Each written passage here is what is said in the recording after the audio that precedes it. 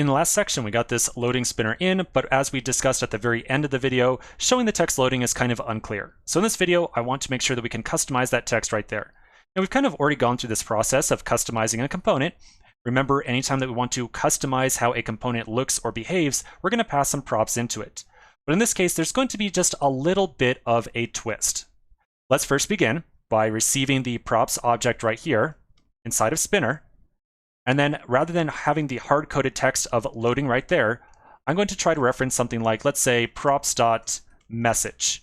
So now the expectation is that anytime that we make use of this spinner component, we should pass in a prop called message. And that's what will be shown right underneath the little animated spinner.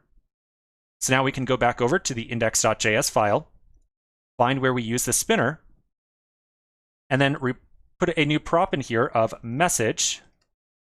And I'll give it a value of something like accept, how about please? We'll ask nicely, please accept location request. Something like that. Okay, so now if we flip back over, we'll see please accept the location request. And now it's a lot more clear to the user that I have to respond to this thing right here before the application is going to actually do something. Now what we have right now definitely works. It's just fine. However, I want to point out something interesting. Remember, we put together the spinner as a separate component so that we could reuse it in the future if we wanted to. Just about every project in the world needs a spinner component, and that's why we created it as a separate thing.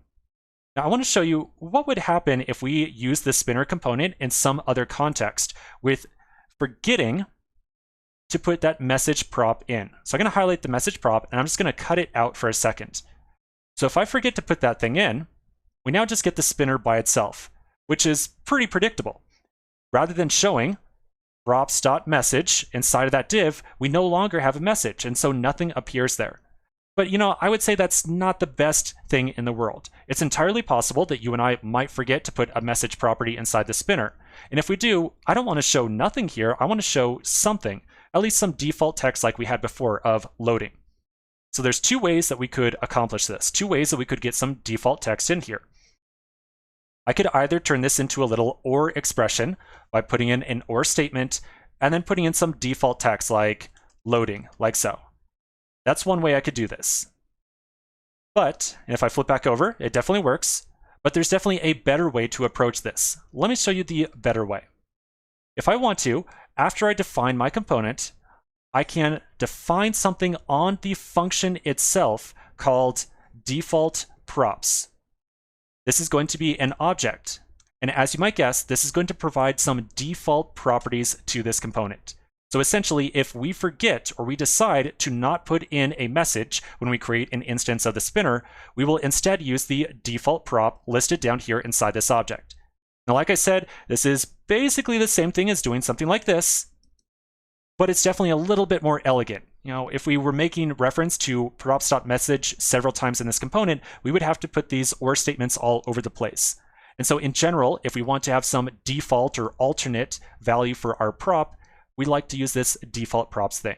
So to use it, I'm going to list the name of the prop and then the default value for it, which for us will be loading, like so. So this now means that if we make an instance of the spinner component and we do not pass in a message prop, if we don't pass in a message prop, it will be provided a default of loading ... So now we can flip back over and we'll see that it's back to the original loading, even though we did not actually specify a message. Now, of course, like I mentioned just a little bit ago, we do want to customize the message here. So I can paste back in the message of please accept location request. Now that we are providing a prop of message to that component, we are not going to override the default. Or excuse me, yeah, we are going to override the default. I apologize there. We are going to override the default. So no longer are we going to use message. We have provided the prop message here. So if we save this, we'll see that it turns back into please accept location request. Okay, so that's it. In general, it's really nice to use default props like this anytime that we are making very reusable components, because it's going to make sure that you can just create an instance of spinner and get some good result without having to look up exactly how to customize this thing. All right, so let's take another quick pause right here. When we come back to the next section, there's one last little thing that we're going to touch on very quickly.